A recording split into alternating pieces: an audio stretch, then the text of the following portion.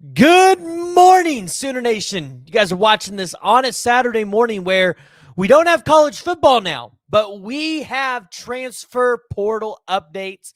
Things are going on in the portal for Oklahoma, including some big time wins this week. But I got to talk about a couple of offensive line prospects in this video that, one, are visiting or have visited Oklahoma and where I think those commitments are going to come from.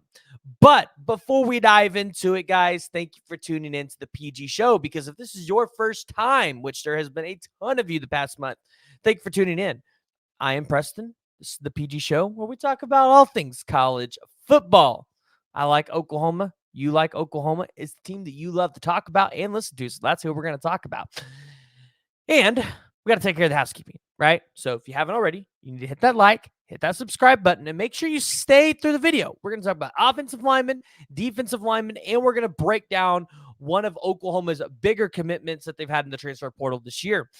But I think we have to start off with the offensive line, because that's where Oklahoma fans really have a lot of questions. And I know we keep talking about it, but hey, you know what? We're going to keep talking about it until Oklahoma solidifies this line. And you got Fabichi Wawewu out of the portal, who we believe is going to play right guard. You got Spencer Brown, who we believe is going to play one of the tackles. You've got Jacob Sexton coming back. You obviously believe that Heath Ozida or Jake Taylor will get a crack at it. And then you got Troy Everett and Joshua Bates. But you need a little bit more depth after losing a lot of the guys that you have lost. And so we looked at guys like Armaj Reed Adams. Remember, he hit the portal. I explained to you guys, he was like in the top 260 offensive linemen in the country. He had a total of like 600 snaps. He graded out as a pass blocker at 64, and then a run block grade of 63.1. This pass block, he was 363rd in the country. Run block, though, he was 193rd in the country. So he got an overall grade of 61.7. And in 2020, he had a 50.7. 2021, he had a 57.9. 2022, he had a 56.6. And then this year, a 61.7. So he's only gotten better. And he was a part of this Kansas offensive line that didn't allow a single, well, let me rephrase that. They didn't allow very many sacks last year. They were doing a very good job at protecting Jalen Daniels. And so this season, obviously, it changed a little bit. But Armaj Reed Adams is one that, hey, if you're Oklahoma, you can land him. He might not be a starter for you right away, but at the guard position, he's somebody that might be able to come in and significantly be able to play for you down the road. Now, a lot of people have had questions about a guy like Lance Heard, the former five-star offensive tackle that is currently in the portal coming from LSU. He was part of that 2023 class. Here's what I can say. I'm not 100% sold that Oklahoma is going to be able to get Lance Heard on campus or even just win that recruitment. He had a total of 19 offers out of high school, but the dude was absolutely talented. And when you looked at his top 8, not only was it LSU, but it was Nebraska, Oklahoma State was in there.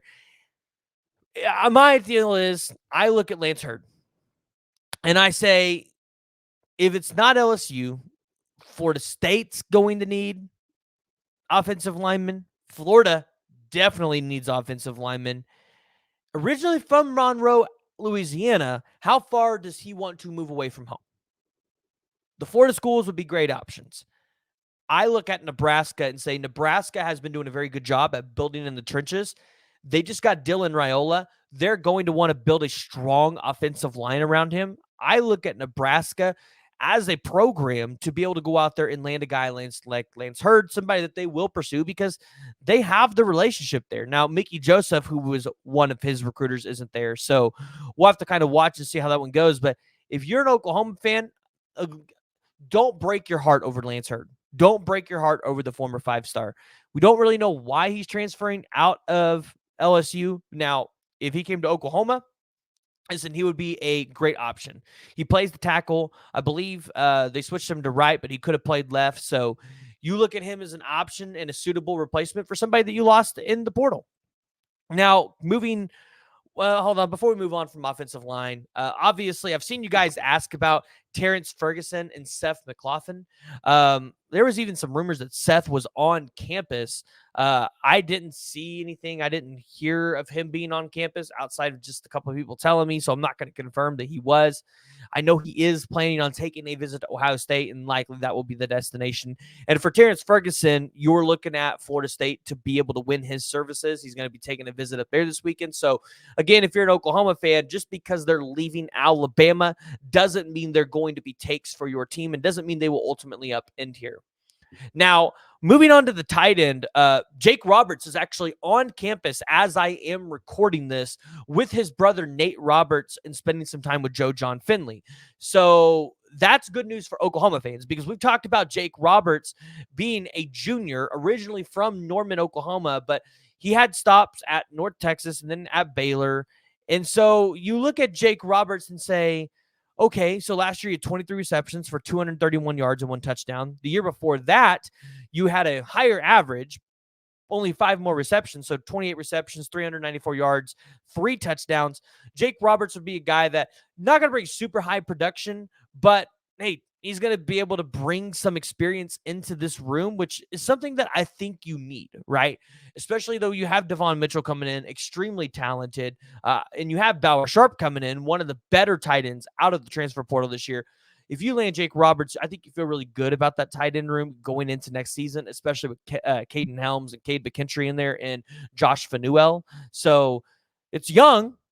It's got a lot of potential. And ultimately, I think you end up seeing – I'm recording this on a Friday night, so I'd say Jake Roberts either commits Friday night or this weekend. I don't think this drags into next week. And I do think that this helps tremendously with Nate Roberts, who, yes, is trending towards Ohio State.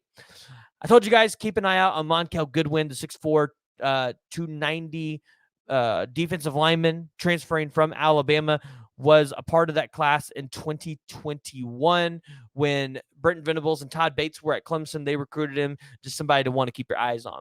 Now, Oklahoma got a big-time commitment from Caden Woolard, and I want to talk about how important this is because I think a lot of people are going to undervalue the commitment of Caden Woolard because they just don't know what he brings. In 2023, he had 41 total tackles, 9.5 sacks, 2 forced fumbles. In his career, the guy's got 14 sacks, 3 forced fumbles, and 5 pass breakups. Dude is an absolute stud and likely is going to play alongside Ethan Downs on the other side of PJ Adebayor and R. Mason Thomas.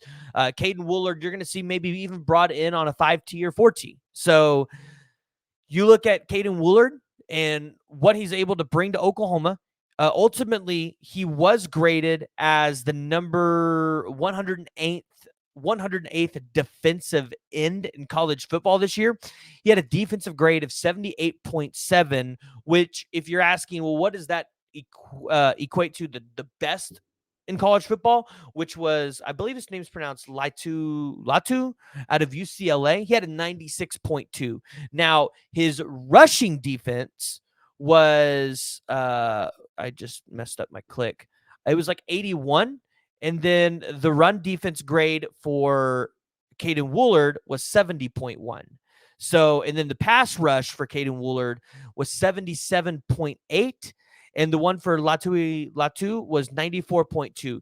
So Caden Woolard, obviously close when it comes to rushing, which the best rusher in terms of run game was Mike Green out of Marshall, who had a 90.4. The next closest one to him was 87.2.